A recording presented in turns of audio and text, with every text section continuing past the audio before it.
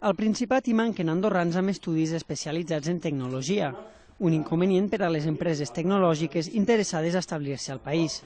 Així ho va constatar fa uns mesos el clúster de les TIC. Des del govern es considera que l'obertura econòmica és el millor reclam per fomentar que els andorrans es formin en aquests àmbits. Per la seva banda, veus de l'àmbit universitari creuen que també cal fer atractives les carreres tecnològiques i recorden que l'empresa també hi juga el seu paper. L'empresa ha de ser conscient que una part de la formació és una formació interna.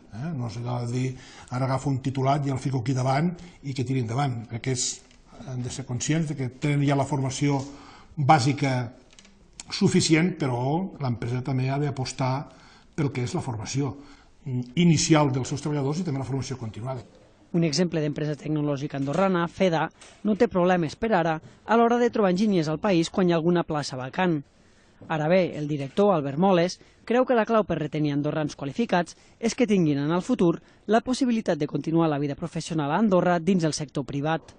Una persona que s'ha estat desenvolupant 2 o 3 anys en una de les empreses pugui marxar per assumir més responsabilitats o per estar més a gust o per fer un altre treball dins d'una empresa del mateix sector o d'un sector similar però dins d'Andorra, que no hagi d'anar a Endesa a Madrid o a EDF a França.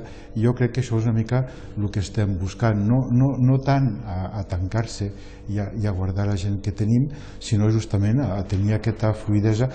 Del total de 1.448 estudiants universitaris andorrans, 227 cursen carreres de l'àmbit de les ciències tècniques.